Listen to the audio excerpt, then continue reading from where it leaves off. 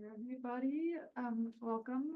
Here to start today, we have Jae-Young Jung, who's a postdoctoral researcher at LEAP and the Department of Civil Engineering and Engineering Mechanics at Columbia. His research focuses on the mathematical and numerical modeling of flow physics. He received his PhD in civil and environmental engineering from Seoul National University, South Korea, where he developed advanced numerical schemes for urban flood modeling based on a comprehensive investigation of shallow flow theory. His current research centers on integrating multiscale modeling with machine learning techniques to improve the understanding of atmosphere canopy interactions.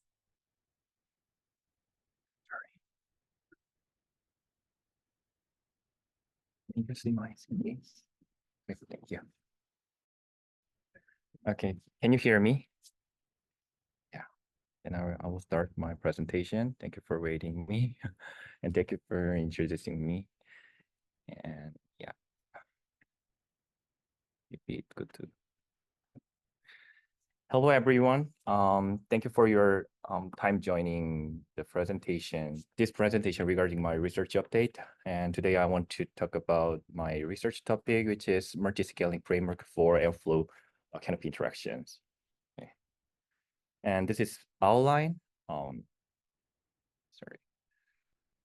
And firstly, I will give a brief background of this study and then introduce multiscaling framework. And I also want to talk about what we're gonna do using this framework, and I will wrap up the presentation with the conclusions. And our interest is the interaction between atmosphere and canopies, and there are multiple processes in there. Firstly, the interaction includes biogeophysical, biogeochemical processes, which regulate the gas exchanges, radiation, temperature, heat flux, and humidity, and so on. And another component is wind dynamics regarding turbulent flows. And this wind behavior inside of canopy plays a key role in those processes because those processes occurs in the air actually. And so to achieve like better understanding of this atmosphere and canopy interactions, it is very important to accurately and reliably model both components. So most existing global circulation model, GCM, parameterize these two components to estimate the surface flux of the mass, energy, and momentum, humidity, gases, and so on. And this surface flux are applied into the lowest GCM layers as boundary conditions, enabling the simulation of mass and energy conservation at the global scales.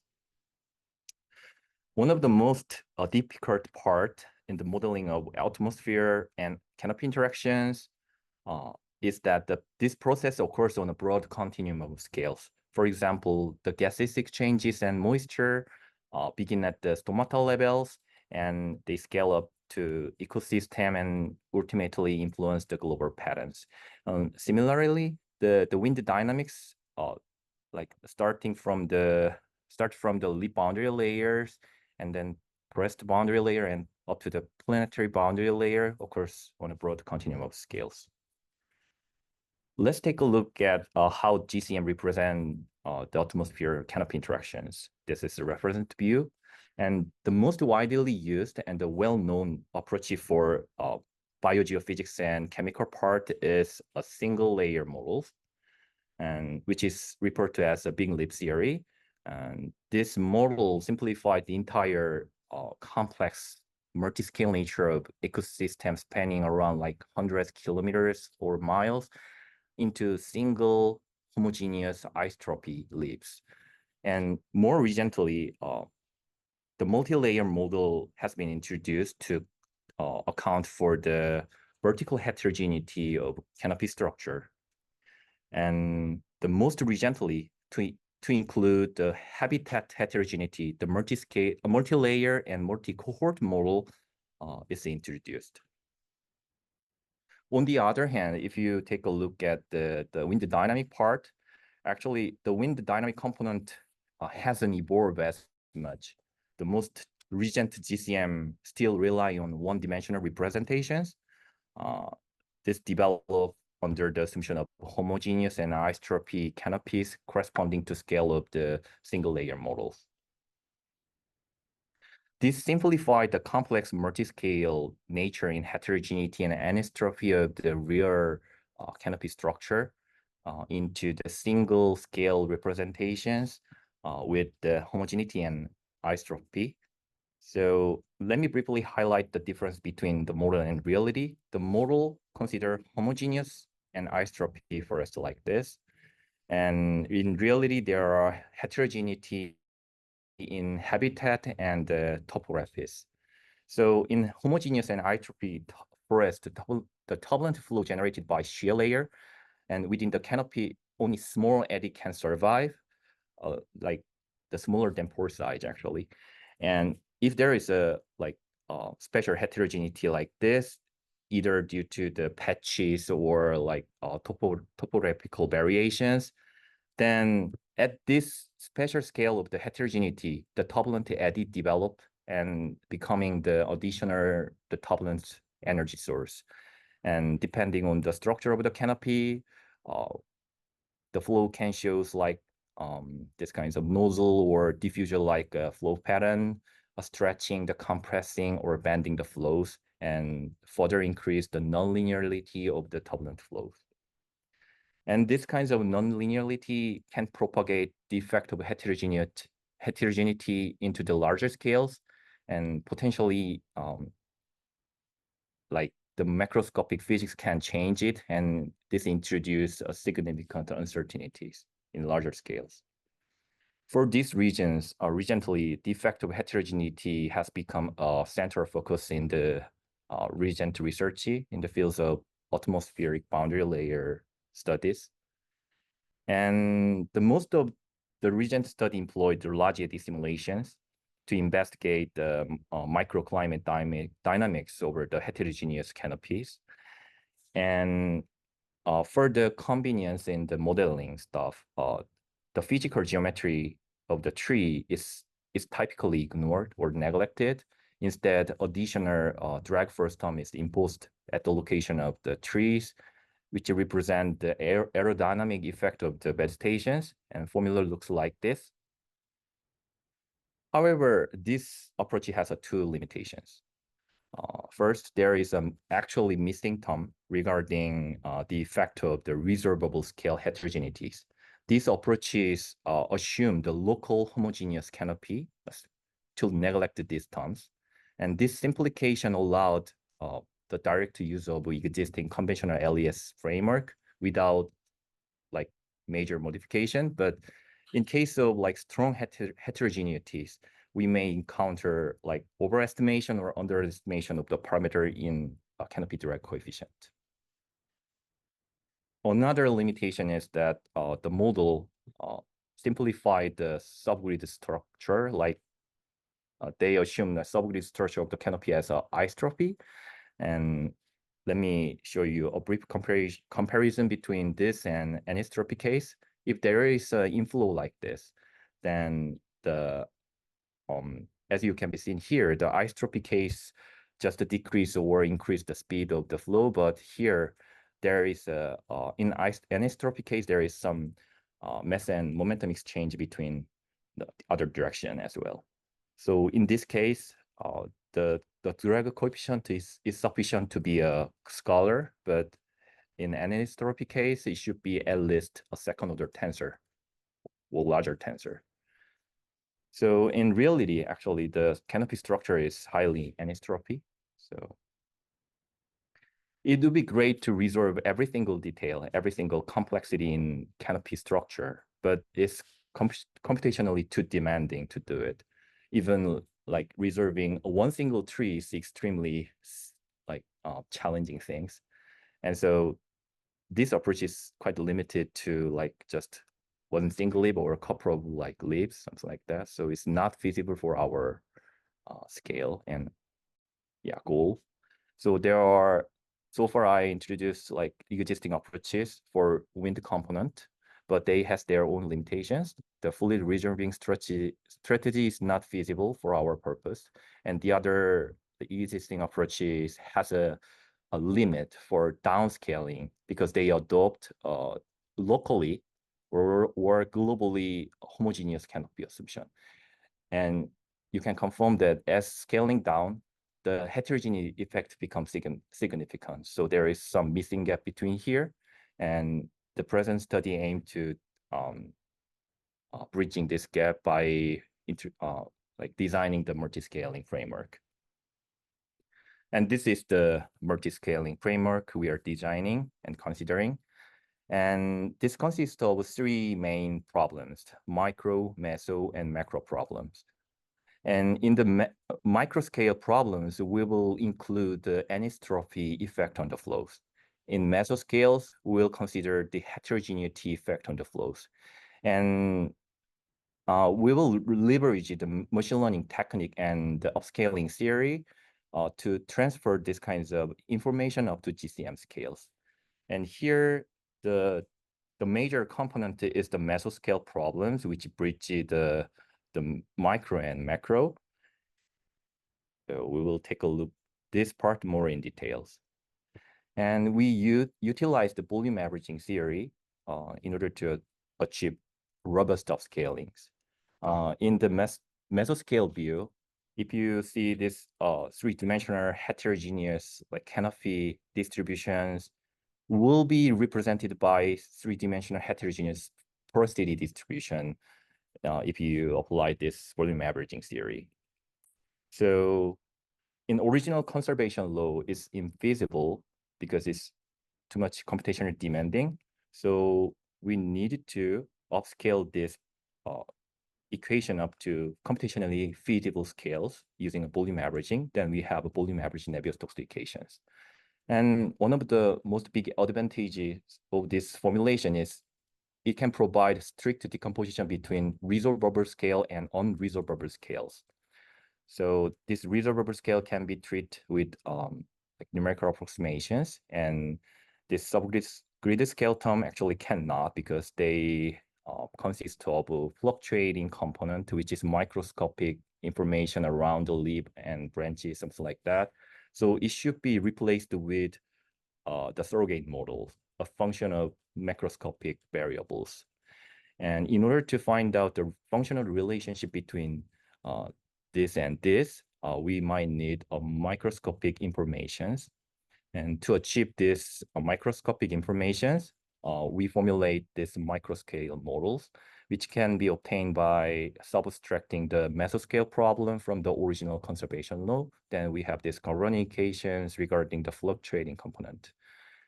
And we will solve this equation for this simple unicell domain. And in each unicell domain, we will include like a sampled synthetic canopy geometry.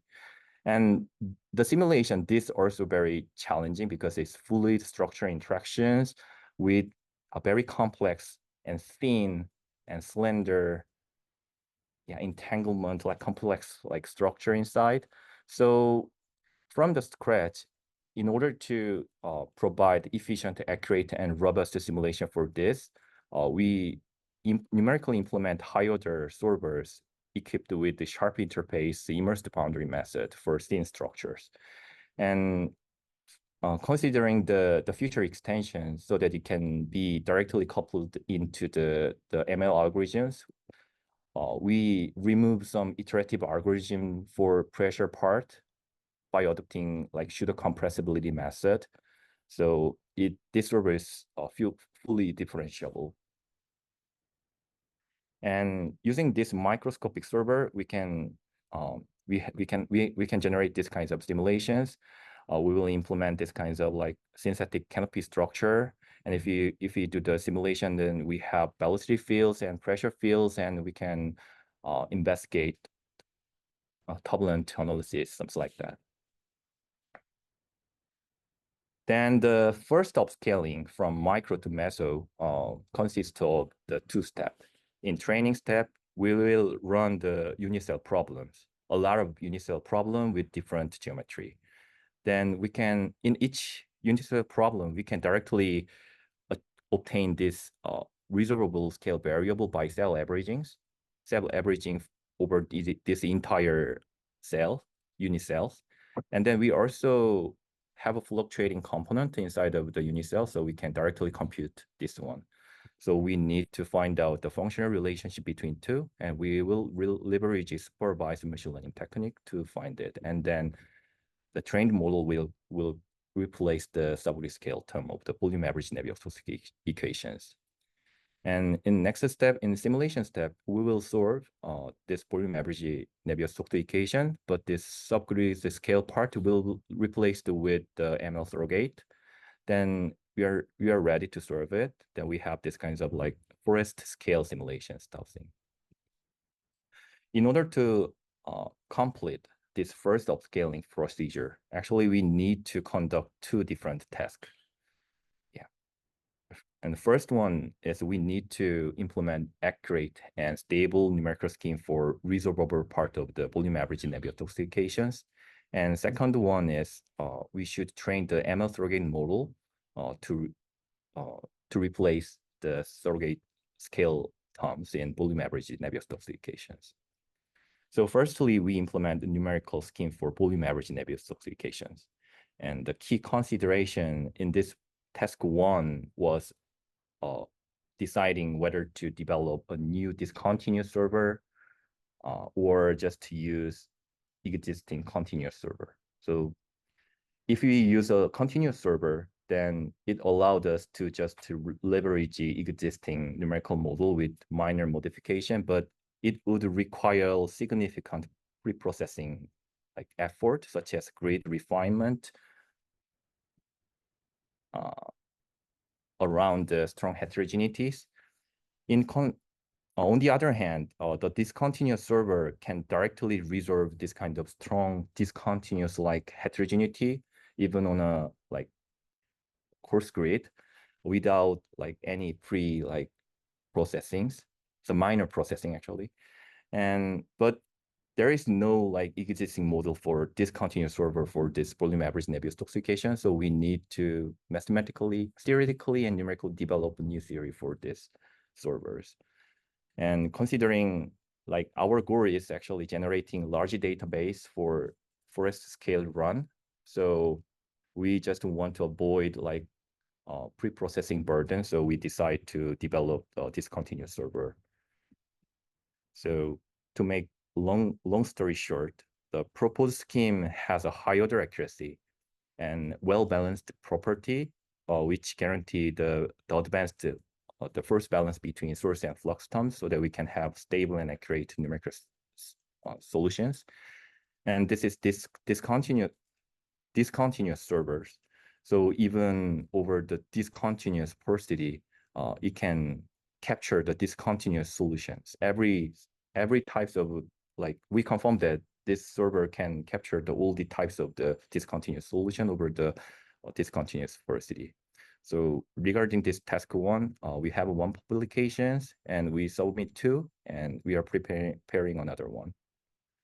And in task two is the ML-based surrogate model. In here, we verified our proposed upscaling framework using canonical and ideal cases.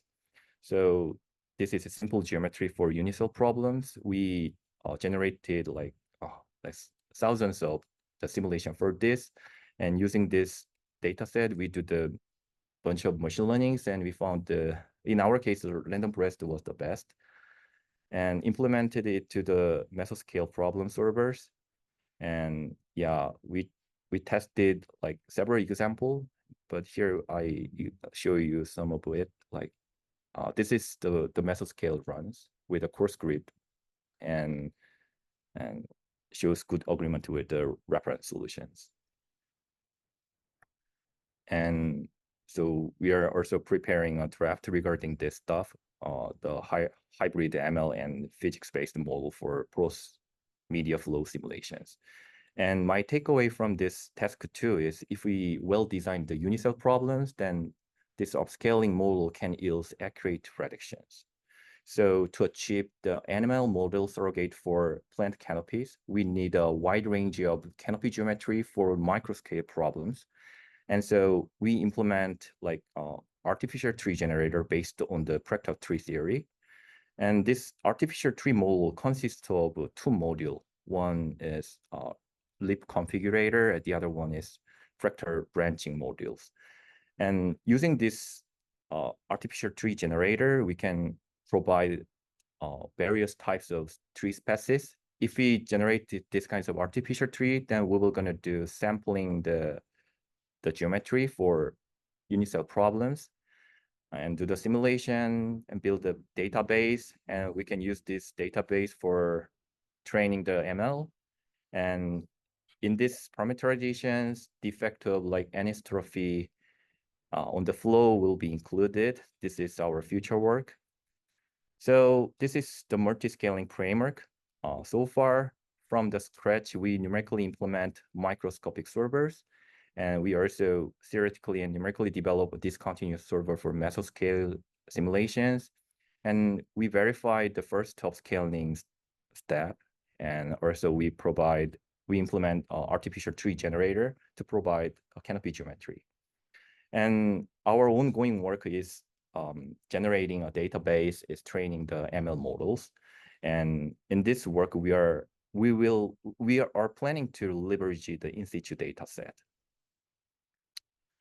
And in our artificial tree generator, it has a nice functionality, which can compute the porosity distribution of each trees.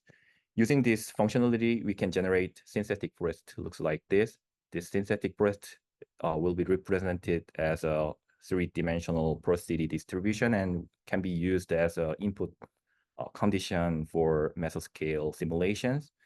And if we have if after generating a lot of a forest scale simulation data set, then we can move on to second upscaling stage from meso to macro scales. So to ensure the canopy heterogeneity is not merely chosen by random way, but reflect a realistic real-world pattern, we are now working on developing the synthetic forest generator by incorporating our artificial tree generator and the machine learning technique using a remote sensed data set such as satellite images or canopy height map, something like that. If we complete this part, then I think we will ready to move on to the second upscaling step here from meso to macro scales. So in future, then we can investigate the macroscopic flow over the heterogeneity canopies, and also we can compare it with the existing model in GCMs, and hopefully want to provide a better parameterization or better parameter estimation stuff for the wind dynamic component for the GCMs. And yeah, this is a summary. Thank you for your attention. Yeah, yes, please. This is very exciting. I wonder, like, when you run the parameterization simulation for resolving trees, do you have to consider different type of leaves, trees, and density and everything? Could you explain a little bit what are those?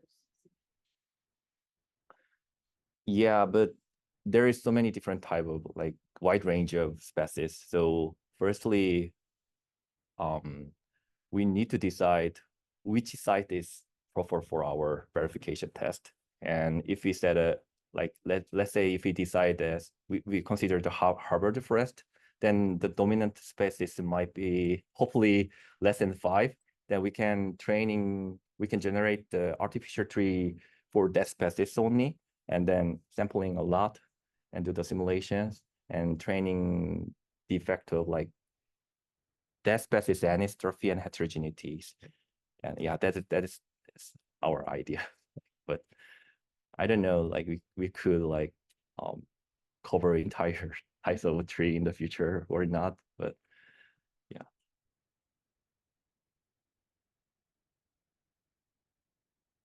Very impressive, Jang. I'm wondering, could you just explain for people not familiar with this unit cell framework, what exactly is a unit cell? Oh yeah, it's actually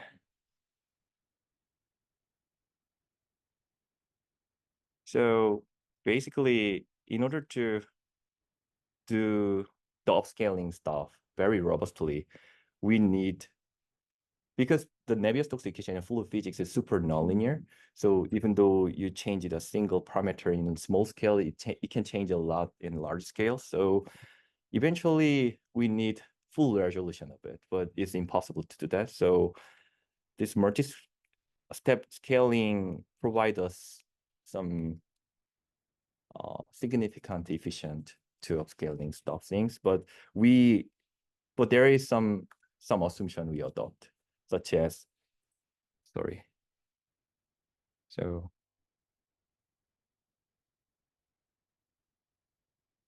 where is the, yeah, here. So if you see here, like there is a 3 steps, and here is a unicell problem. This is breast scales, and yeah, there is a GCM scales. And robustly, we need to solve DNS for this scale actually, because after here, we can rely on some scale separation assumptions, and then we can use like mathematical theories such as homogenization or like multiscaling expansion or symptotic, something like that. But up to here, from leap to this first scale, there is very weak scale separations. So basically, we need to simulate very detailedly up to these scales, but it's impossible. So what we doing is we just adopt some unicell concept from homogenization theory. So we just adopt there is acceptable range of scale separation between the micro and, but at least in order, by doing this, we can still include the anisotropy effect inside of the unicell scales. So yeah, it's like we just compromise our time and like computational resource with the accuracy actually. So do you replace like a whole grid scale at is the scale of a unit cell the scale of a single grid cell in the mesoscale? So there is like, yeah, what's the it's mesoscale? exactly same might be good, but if you adopt like moderate strength of the scale separation, then we can jump like hopefully 10 times scale jump, but maybe smaller than that. But yeah, we will run this unicell like less than 1 meter scales for the entire domain. And each of grid cell in press scale might be around like 50 centimeter to 2 meter, depending on the domain of the press scale actually, because we need to include like, if there is a strong heterogeneity, then the scale might be bigger because, yeah, and there is a small heterogeneity, then we can choose the smaller domain for first. So it depends on the situation, but with our computational source, the microscopic one can be done like, can be achieved like up to 1 meter, and like first scale might be 0.1 billion mesh can be possible. I'm not sure, but it's just rough calculations.